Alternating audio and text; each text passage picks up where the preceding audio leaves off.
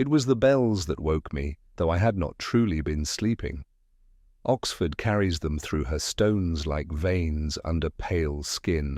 Their peals arrive not so much to announce an hour as to remind one of all the hours already lost.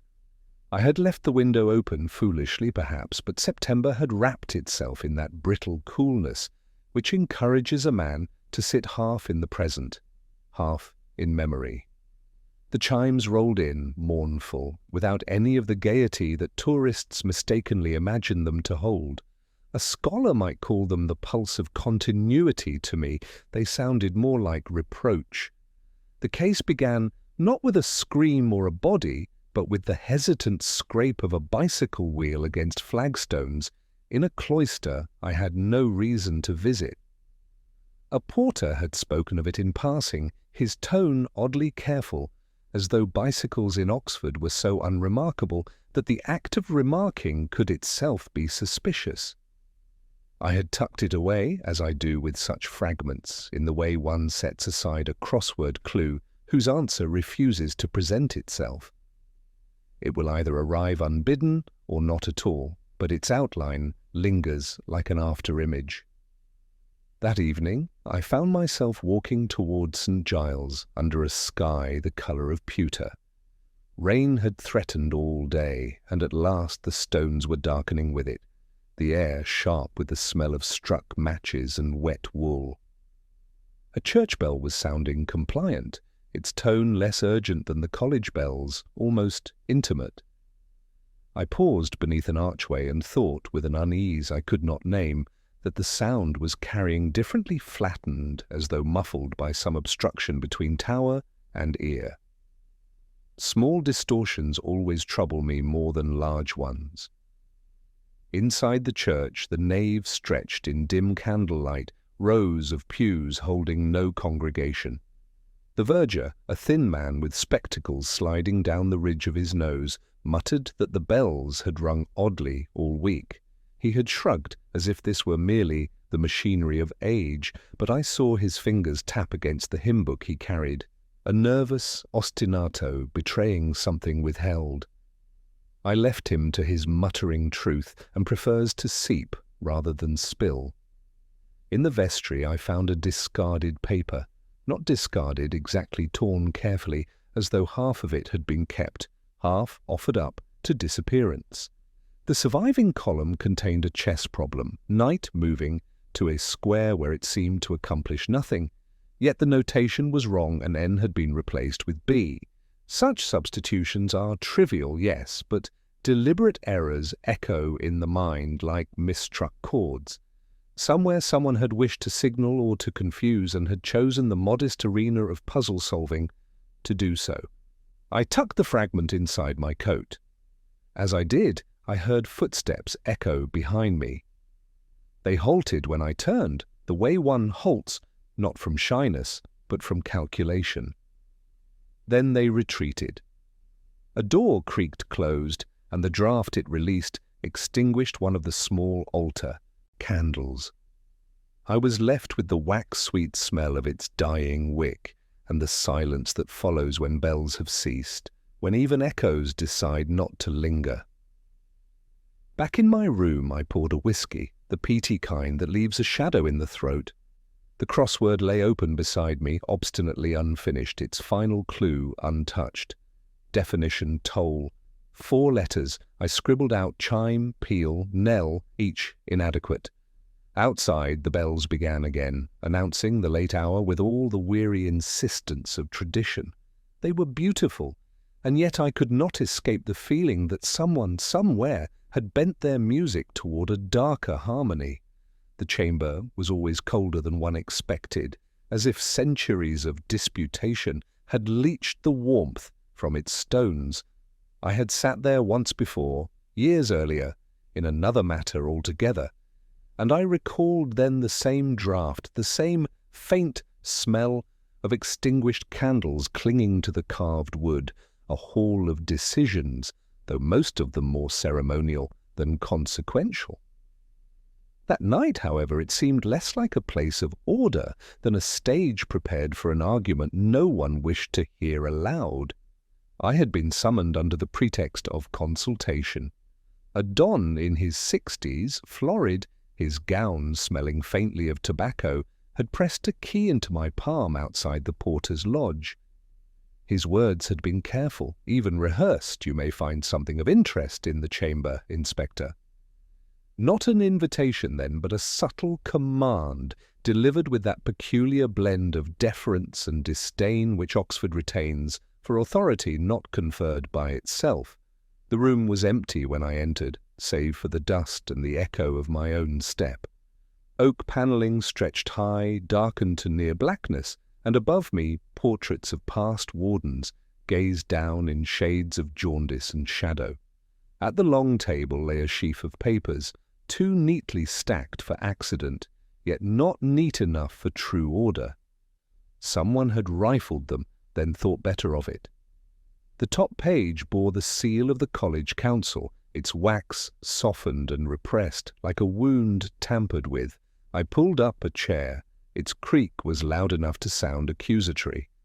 In the silence I read minutes of meetings, nothing extraordinary at first glance, expenditures, endowments, minor grievances about heating and roof tiles, but then tucked between paragraphs an odd omission, a matter raised no details provided until later discussion. Not uncommon, yet the phrasing bore that artful blandness with which institutions veil embarrassment. My eyes lingered on it longer than they should have. I have learned to distrust euphemism. The great clock in the tower struck once, then again, the echoes overlapping strangely. I thought of the bells the night before and their flattened tone. A trick of air pressure, perhaps, or a trick of my own restlessness. Still I marked it. I was not alone for long. A young man entered, gown unbuttoned, hair damp with the rain outside. He startled slightly. On seeing me, then recovered with the quick composure of one accustomed to concealment. He asked, too lightly, whether I often found myself in council chambers at night. I replied, just as lightly, that Oxford kept odder company than myself at its midnight tables. We sat in silence for a time, the paper between us like a boundary neither wished to cross. His fingers traced a groove in the oak, an absent-minded movement, but when he withdrew them there was ink on his skin. Not fresh, but recent. He had handled the papers before I had. I asked if he cared much for puzzles. He smiled, uncertain whether I meant academic ones or otherwise. He said he did, though with little conviction. I mentioned a misplaced knight for a bishop, half expecting the reference to pass over him. Instead, his eyes flickered. A small thing, but enough. He knew the fragment I had found, or something like it. The moment vanished quickly. He asked instead about trivial matters, whether I preferred whiskey to beer, whether I enjoyed the choir at Magdalen. Yet the ink on his fingers remained silent testimony. He left soon after, his footsteps retreating down the corridor, measured, deliberate. I did not follow. Instead, I pored through the minutes again, searching for nothing and finding only that same blank phrase deferred for later discussion. A gap, like the hollow between the peals of bells, where meaning was meant to hide. I closed the file, let the silence envelop me, and knew that the council chamber had spoken in its own guarded tongue. One merely had to wait for the echo to return. It was a slip of paper, no larger than the palm of my hand, folded twice and hidden in a ledger where no one would have thought to look. I had not expected to find it, and yet something about the weight of the book, the stiffness of one page against another, had urged me to turn further. Inside, the list awaited nothing more than names written in a cramped, angular hand, each accompanied by a figure. Sums of money, perhaps, or dates, or something else altogether. I have learned not to trust the obvious interpretation of numbers. They deceive as easily as words. The room where I discovered it belonged to the college bursar, though the man himself was absent. A small office, ill-lit and smelling faintly of coal dust, as though fire had once been the only source of warmth. Shelves leaned under the weight of ledgers no one had opened in years. Papers lay stacked in disciplined disorder, the kind of arrangement that convinces a visitor all is well while secretly recording the panic of the keeper. I sat at the desk and studied the list until my eyes blurred. The first deduction was simple. The names were not random. Several belonged to fellows of the college, one to a porter, one to a woman I knew had sung in the chapel choir years ago. The figures beside them, however, followed no obvious sequence. One was high, another low, then nothing at all. They might have been amounts promised, or debts owed, though the unevenness unsettled me. Why would a porter stand beside a don, their numbers treated as equivalents? I jotted them into my notebook, rearranging, searching for patterns. None came. The sound of footsteps reached me from the stairwell. I closed the ledger too late, for the bursar entered almost at once. He was courteous, excessively so, as though politeness might sweep away the fact of my intrusion. He asked if I had found what I was looking for. I replied that I had not yet known what I was looking for, but perhaps I had stumbled upon something worth finding. His smile faltered at that, though his words did not. He spoke of endowments, of alumni who gave generously and sometimes irregularly, of the challenges of keeping accounts in such an ancient institution. His voice smoothed over the disquiet like polish on tarnish, but I had seen the hesitation in his hands. They hovered too long near the ledger, not to protect it, but to conceal something already lost. When he left, I lingered. The bells outside were striking the quarter hour, a rhythm that did not match the rhythm of my thoughts. My mind circled instead around the choir woman's name. She had left Oxford years earlier, after a scandal hushed up so swiftly that most had forgotten. But I had not. A brief affair with a senior fellow, whispers of misused funds, and then her disappearance. Seeing her name again, linked now with a number, felt less like coincidence than a quiet rebuke from the past. I carried the fragment with me to the library, needing the company of silence deeper than my own. There, among the scent of paper and dust, I copied the list in longhand. As I did, I noticed the ink itself. The original was not uniform, some names darker, some faded, as though written at different times. This was no single record of a transaction, but something accumulated like tally marks on a prison wall. The thought unsettled me more than the figures themselves. Later that night, over whiskey, I tried the names as if they were crossword entries, shifting letters in my mind, rearranging them in hope of a clue. One surname, when transposed, yielded another word entirely silent. I told myself it was a coincidence, but the coincidence persisted. A list of names, a list of silences. And somewhere in those silences a voice had been deliberately stilled. The house was set back from the road, a modest Georgian terrace, though the ivy had grown so thickly along its facade that it seemed less a dwelling than something receding into foliage. I was met at the door by a woman whose face bore the sort of composure one learns not from serenity, but from long rehearsal. She was a widow, recently made so, though she carried her grief as one might carry a fragile object, too delicate to display, too dangerous to set down. Her voice, when she invited me inside, was soft enough to vanish among the creak of the floorboards. The rooms smelt of polished wood and cooling tea, though beneath it lingered something older. The faint tang of tobacco, the ghost of pipe smoke once drawn into curtains and chairbacks. She did not mention her husband, not directly. She asked instead whether the rain had troubled my walk, whether Oxford had been as cold this year as last. Politeness. and that final armor of those who have lost too much. I replied as politely as I could, though both of us knew we were speaking into a silence too broad to be bridged with weather.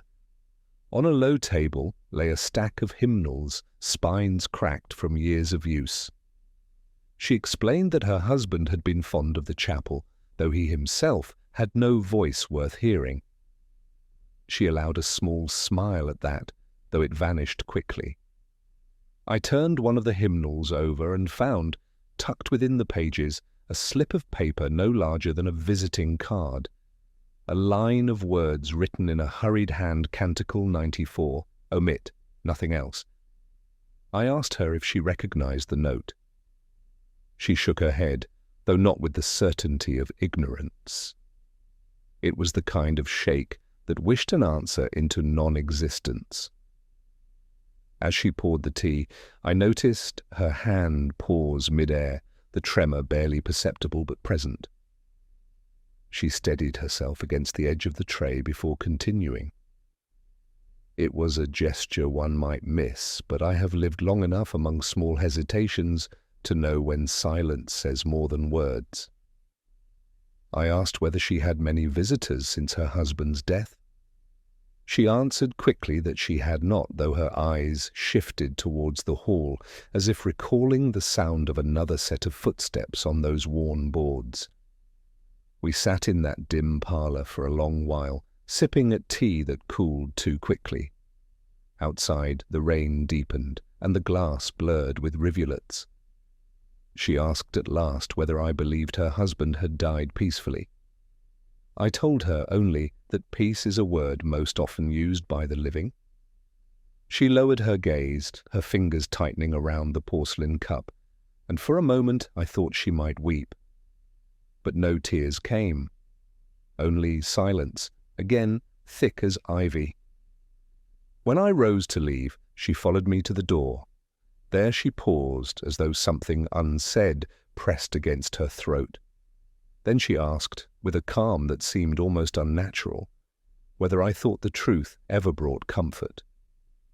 I answered that I did not know, though I have always suspected it brings only clarity, and clarity is rarely kind.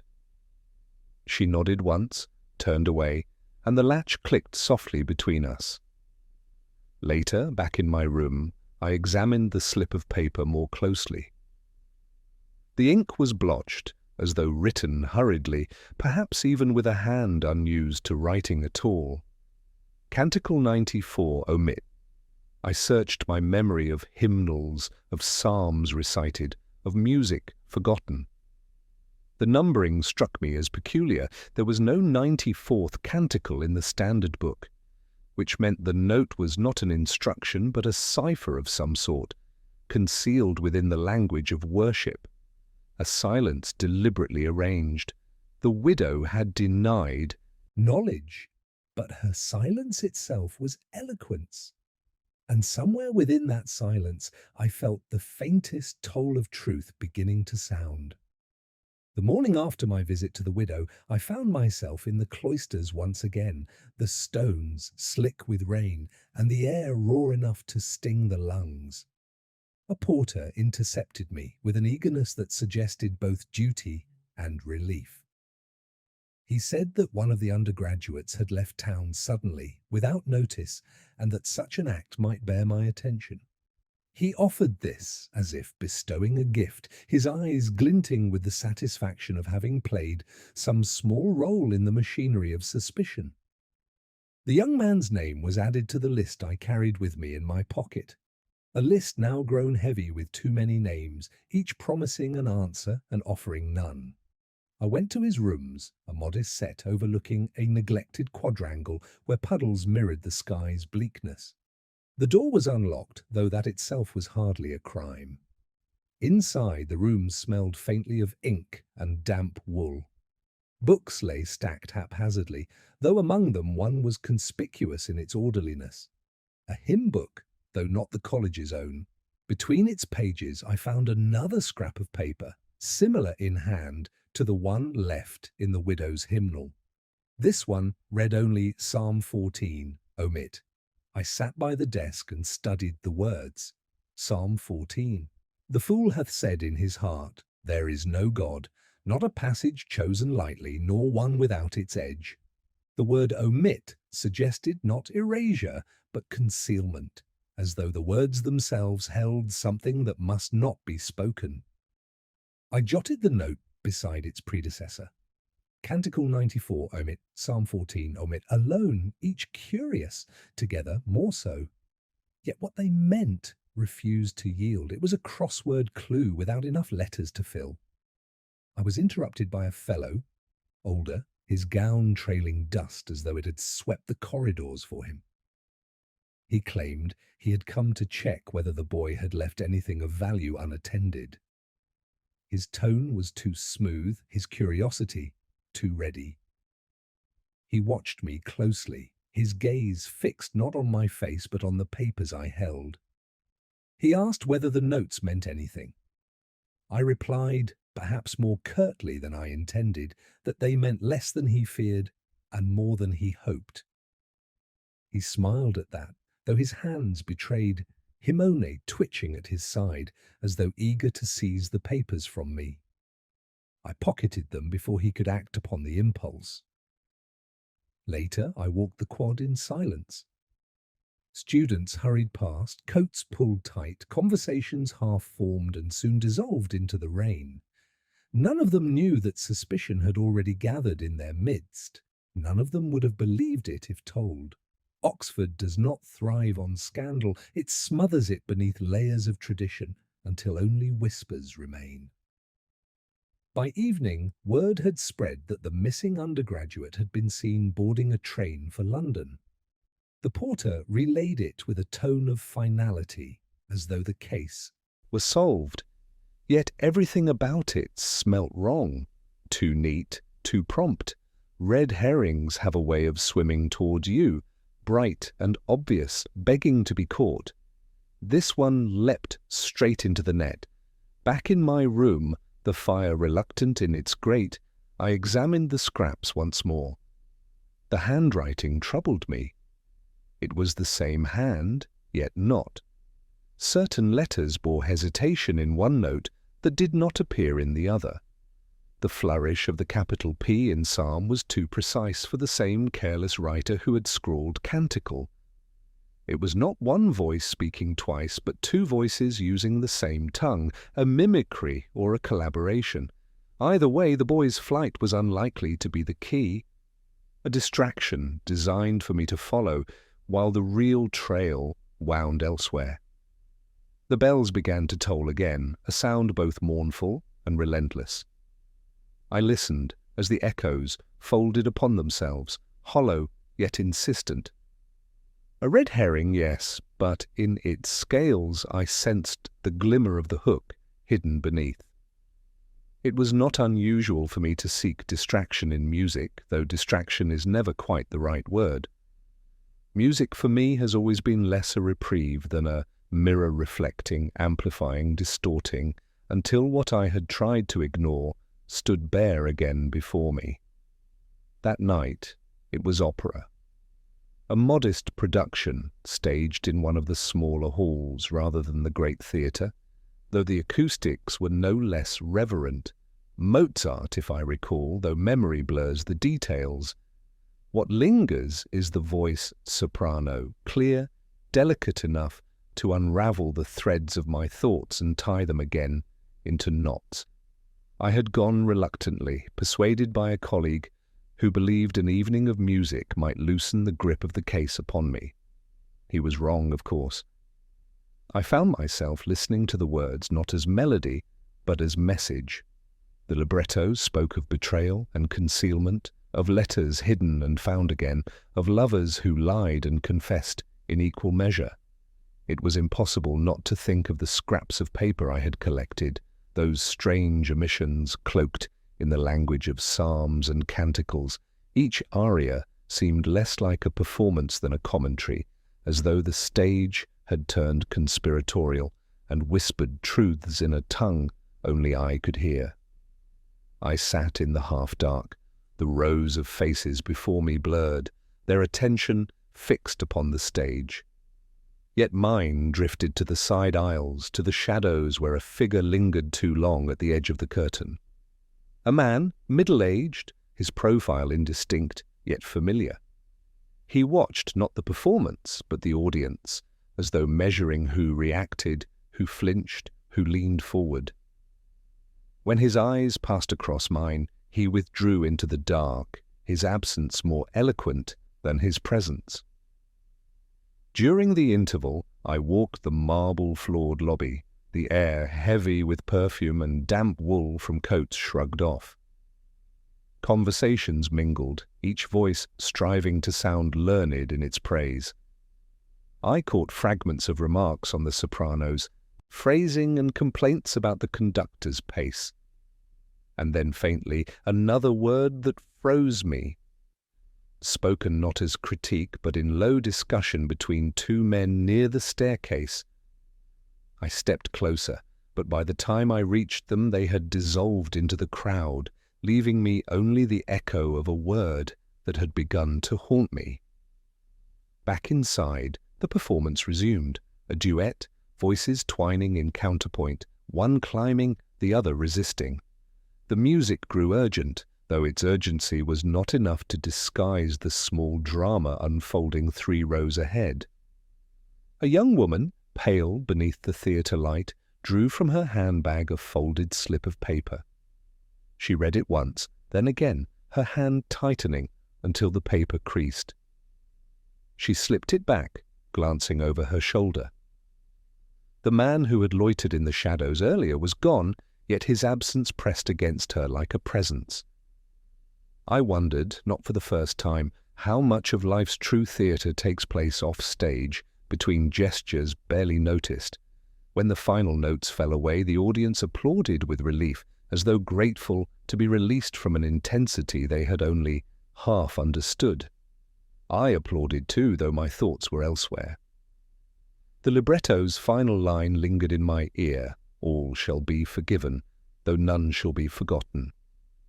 A neat conceit for the stage, but rarely borne out in life. Later, back in my room, I turned once more to the notes I had gathered. Psalm 14, Canticle 94. Both marks omit. I thought again of the whispered word, overheard, of the woman with the slip of paper. My mind circled, restless. In the crossword lying open on my desk, a clue had long resisted me. Aria, 4 letters. I had scribbled songs, then solo, neither quite right. That night, though, the answer came from unbidden air. A word so slight it almost vanished, yet it carried within it the suggestion of breath, of something sung, of something fragile enough to disappear. Like the case itself, scraps of silence masquerading as music, waiting to be heard correctly before they fade altogether. Her office was narrow, a corridor disguised as a room, the sort of place that collects dust in the corners no broom ever quite reaches. The secretary, though in Oxford one must never mistake titles for limits, had gone home hours before. A porter, with a shrug that absolved him of responsibility, had left the key for me, muttering something about misplaced files. I let myself in, aware of the faint perfume of typewriter ink and floor polish that seemed to linger longer than the woman herself. The desk bore its history, plainly indentations where paper clips had been pressed too hard, scratches from pens pushed into irritation. The top drawer opened with less resistance than I expected. Inside, papers neatly bundled, elastic bands stretched to brittleness, nothing incriminating at first glance, only correspondence with alumni, circulars, receipts for flowers delivered to the chapel, and yet among them a single envelope, unmarked, though clearly placed with purpose. I drew it out carefully. The contents were not letters, but lists. Names again, more names, overlapping with the ones I already carried in my pocket. These, however, were annotated in shorthand, the kind that secretes meaning from the uninitiated. Beside one name, a symbol that could have been a cross or merely a careless X. Beside another, a figure circled twice, emphatic, almost desperate. I recognized the secretary's hand immediately, too neat for the bursar, too consistent for the undergraduate. It was the handwriting of someone whose life had been spent copying the words of others, yet here she had written for herself. I sat at her chair, the wooden arms polished smooth by years of elbows. The ticking of the clock on the wall sounded uncomfortably loud. As I read, I noticed something peculiar. One name had been struck out, not with ink, but with the careful abrasion of an eraser. Only the faint ghost of the pencil remained, the name itself unremarkable. An assistant librarian I had barely met, but the act of erasure was eloquent. She had wanted the name gone, but not too gone. A gesture made not to erase the truth, but to conceal it from casual inspection. The corridor outside creaked. I closed the drawer, slid the envelope into my coat. A knock followed light, hesitant. It was the secretary herself who returned unexpectedly. She apologized and said she had forgotten her umbrella. Her eyes lingered on the desk, then on me, as if calculating how much I had disturbed her quiet kingdom of papers. I told her I had found little of interest. She replied that in her line of work, little of interest was the goal. Our eyes met. I could not tell whether she believed me or whether she wanted me to believe her. I asked her if she ever kept notes for herself. She said no, her voice too quick, her hand already reaching for the umbrella propped against the wall. She said that secretaries serve, they do not record. The denial rang hollow, but I let it stand. She left me with a faint smile, the kind that closes a conversation without concluding it. I waited until her footsteps had faded before turning back to the desk. The scent of her perfume lingered, as if mocking my intrusion. Back in my room, I spread the papers across the table. The shorthand began to yield, slowly. A circle might denote debt, a cross, perhaps guilt. But what troubled me most was the erased name. Why erase the librarian and not the others? I thought of him, quiet man, spectacles perpetually sliding down his nose, voice low, as though libraries demanded silence even outside their walls. Unlikely as a villain, yes, but in Oxford the unlikely thrives beneath the obvious. I poured a whiskey, the glass fogging faintly in the lamplight. On the crossword beside me, a clue I had ignored all week, stared back at the secretary. 6 letters. The obvious answer was typist, but another possibility, one I had overlooked, flickered into view. One who writes what others dictate, yet retains, inevitably, the secrets of both speaker and silence. The papers on my desk seemed suddenly heavier. The secretary had not merely recorded, she had chosen what to keep and what to erase. And in those choices lay a voice far louder than her silence. The night air carried the smell of rain on stone, though no rain had fallen. Oxford has a way of preserving its dampness, as if moisture were less a passing weather than a memory the walls themselves refuse to release. I walked along Cat Street, the lamps flickering faintly, the air cold enough to drive the students indoors. My thoughts circled the secretary's papers, their shorthand marks, the erasure that seemed louder than any word. It should have been enough to keep me occupied, yet something else intruded the librarian. He had become suddenly prominent in the chatter that drifts, half-whispered, through college corridors. Someone claimed he had been seen leaving the bursar's office at an hour when such visits were neither routine nor permitted. Someone else swore he had been asking questions about the hymnals, though why a librarian should concern himself with music was left unexamined. Rumour that most reckless of detectives had delivered him to me already. Convicted, I dislike rumours. It offers resolution without responsibility. Yet I could not dismiss it altogether. I went to his room, tucked above the library's east wing. The staircase smelled of dust and candle wax, though only electric light flickered overhead. His door was ajar, as though expecting company. Inside, the room was sparse, a narrow bed, a desk scattered with cataloguing slips, the air faintly bitter with old paper. He looked up from his work with the weary patience of a man too accustomed to being overlooked. "Inspector," he said without surprise, though the lack of surprise itself troubled me. We talked in low tones, the books around us absorbing our words like sponges. He admitted to being in the bursar's office, but claimed it was to collect overdue records, nothing more.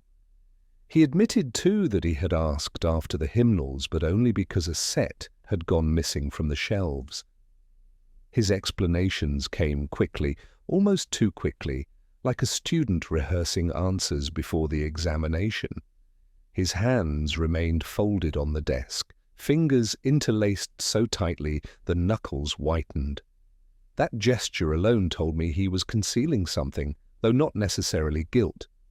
People hide truths as often out of shame as out of crime. On his desk lay a crossword, half completed in pencil. My eyes drifted to one clue he had left unfinished: red herring, 9 letters. He had written decoy, then rubbed it out, leaving only the faint ghost of the word.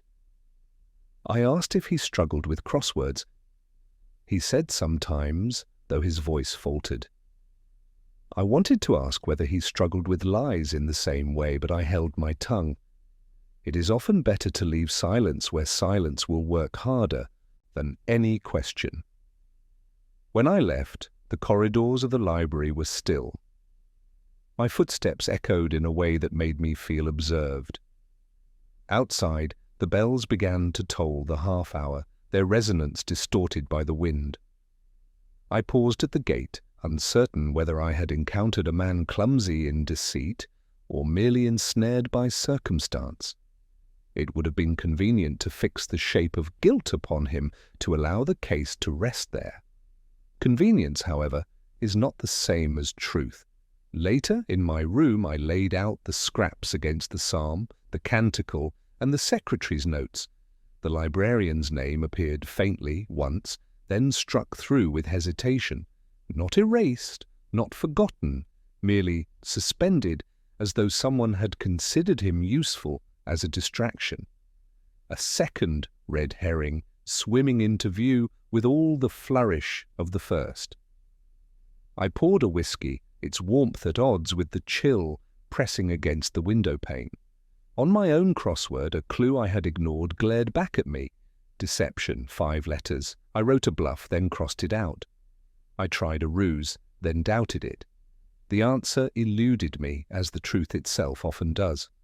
What remained instead was the sense of being guided toward false currents, urged to chase shadows while the deeper water kept its silence. And in that silence the case continued to breathe. It was in the senior common room, over a glass of indifferent sherry, that the remark was made.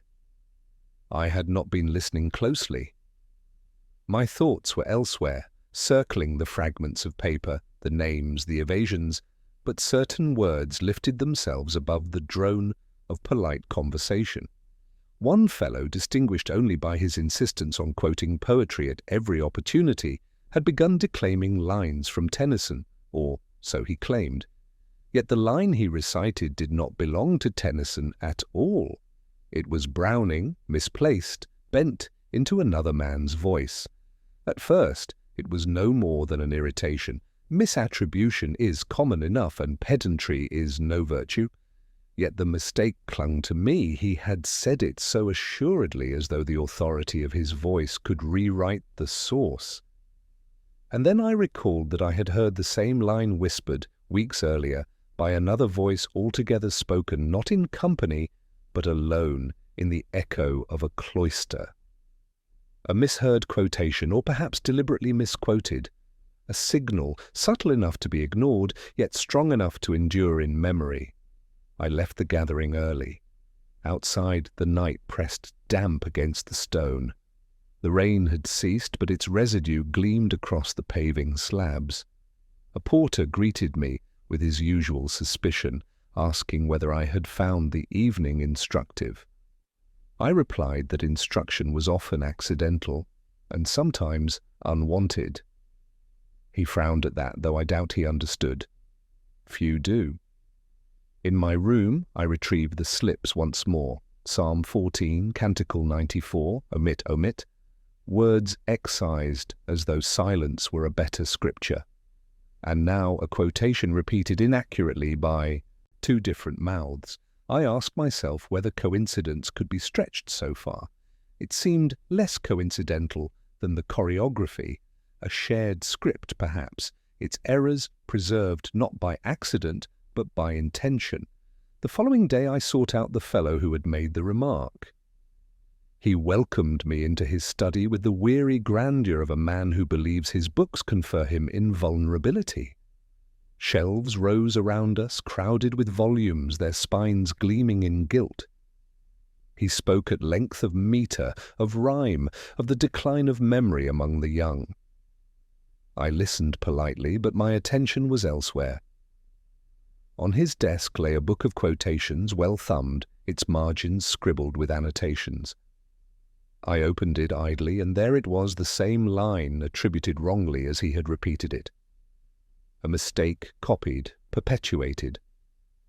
I asked him casually whether he often shared such quotations with colleagues. He said yes, that words once spoken deserved to live again.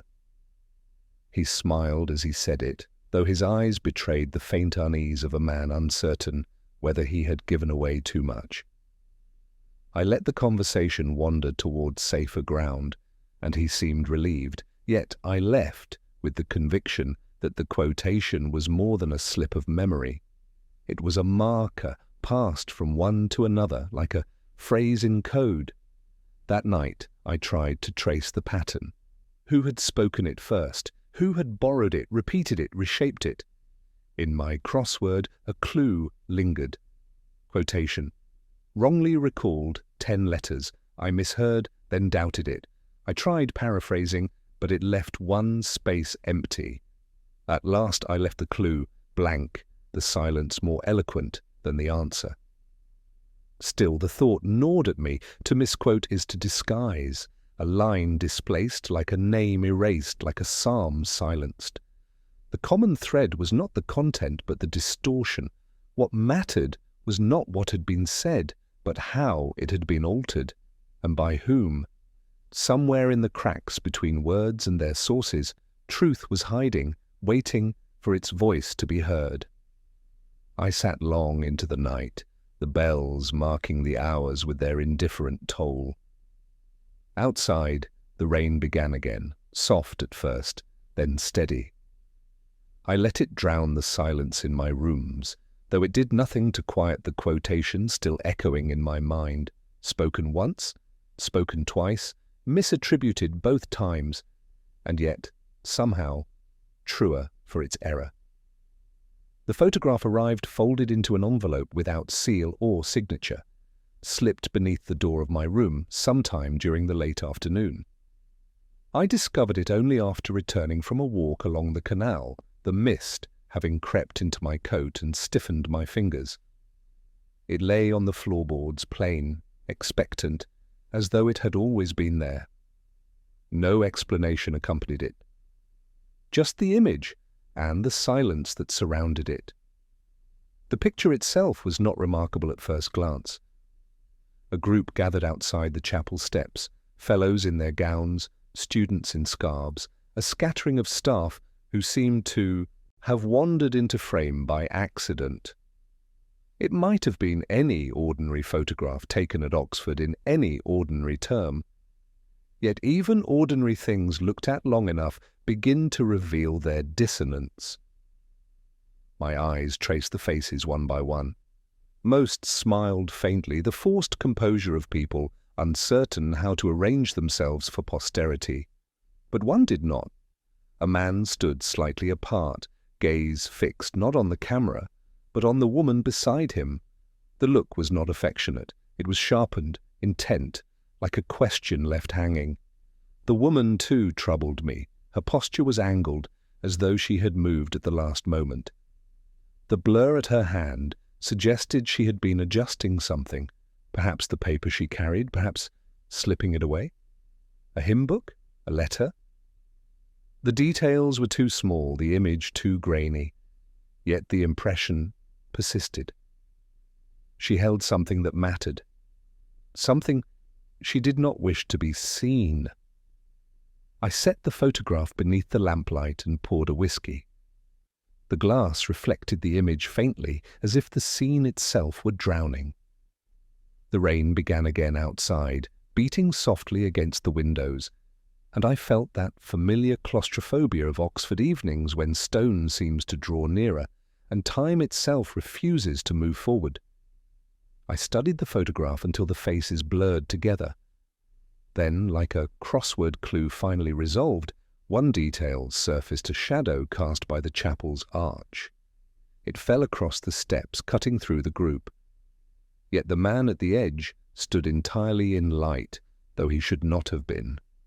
Either the shadow was altered, or he had been placed there afterwards. The photograph was not innocent. It had been arranged. Later that night I carried it with me to the library, seeking a quiet table in the upper gallery where the smell of paper lay thick as dust. A librarian, not the one I suspected, asked if I worked late often.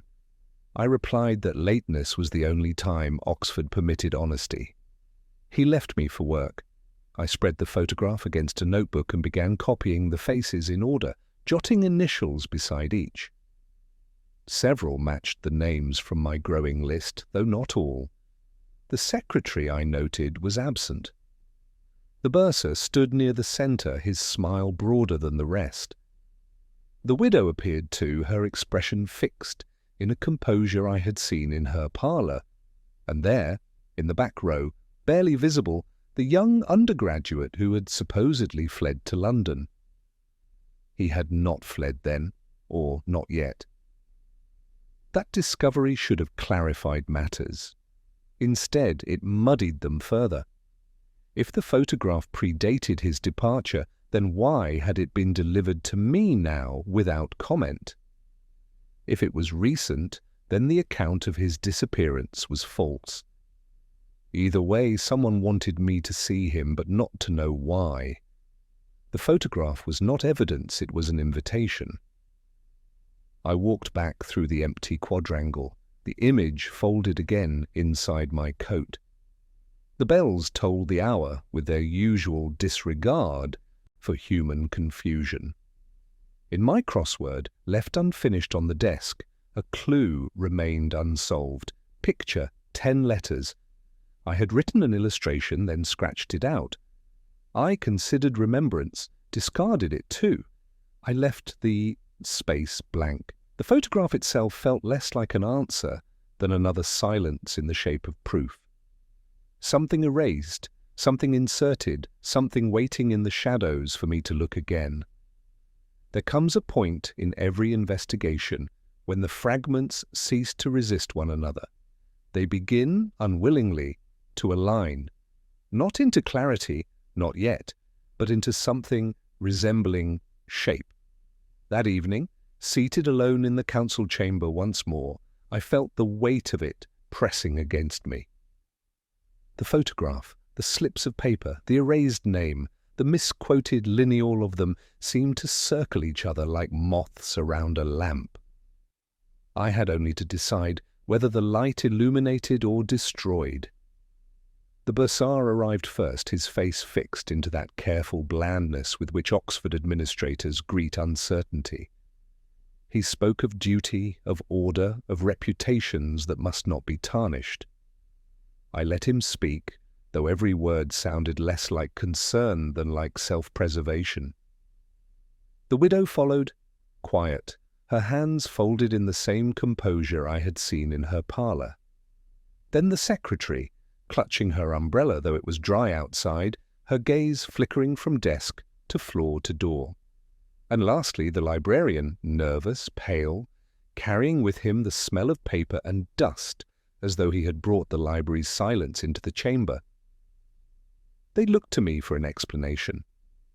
I offered none, at least not at first. I let the silence work. Oxford teaches us that silence is not absence but presence, and that what is unsaid often reveals more than speech. At last, I unfolded the photograph upon the table. Their eyes moved across it with differing degrees of recognition. Some glanced away too quickly, others stared too long. I noted the differences, small betrayals of composure. I told them only that the photograph had been altered, that shadows had shifted, that a figure was present who ought not to have been. I did not name the figure. I did not need to. The librarian's breathing quickened, the bursar's jaw tightened. The widow closed her eyes briefly, as though hearing a sound too faint for the rest of us. The secretary alone remained still, her face unreadable, the calm of one who has already rehearsed every possible outcome. I drew from my pocket the slips of paper Canticle 94, Psalm 14. Omit, omit. Their meanings are still elusive, yet their intention is plain enough: to silence, to erase, to dictate what must not be spoken. I placed them beside the photograph. The words and the image touched, and in their touching they accused. It was then the widow spoke, her voice scarcely above a whisper. She asked whether I believed truth brought comfort. I said I believed it rarely did. She nodded, and in her nod there was no surprise, only resignation. The bursar attempted interruption, speaking of misplaced evidence, of rumours and fabrications. The secretary's umbrella slipped from her grasp and struck the floor, the sound startling in the chamber's echo. The librarian muttered that he had only copied what was dictated, that the words were never his. His muttering was a confession, though of what precisely it confessed I could not yet tell. I remembered a crossword clue from the morning's paper, reveal, 7 letters. I had written an exposé, then doubted it. Another possibility occurred to me now, not to prove, not to convict, but simply to lift the cloth, to show what lies beneath. The cloth had been lifted and they all saw it. What each did with that sight was beyond me. I left the chamber without another word. The bells began to toll outside, their resonance rolling through the quadrangles, indifferent to our human dramas. Rain threatened again, the air heavy with it, the stones already slick. I carried with me the photograph, the notes, the uneasy silence of 4 people who had seen themselves unmasked, yet not condemned. The reveal, such as it was, felt less like a conclusion than a continuation. Clarity has arrived, but clarity is rarely kind. I walked into the night, uncertain whether I had revealed the truth or merely uncovered another silence disguised as truth. The case did not end so much as it drifted, like music unresolved, fading rather than finishing. Oxford is accustomed to such endings. It thrives on continuities rather than closures. Each stone, each corridor, each bell seems to insist that nothing ever truly concludes. And yet in the days that followed the reveal, I felt a weight that suggested something had indeed shifted, though not cleanly, not wholly. A coda, yes, but in a minor key. I walked the quads at dusk, the mist hanging low, the lamps casting blurred halos into the fog. Students passed me, their voices light, careless, already belonging to another world than mine. They would forget the scandal soon enough, or perhaps they would carry it as rumour reshaped into anecdote and finally into myth. Oxford has always known how to alchemize discomfort into history. Still, I could not let go of the photograph folded in my coat, its falsity as eloquent as any confession.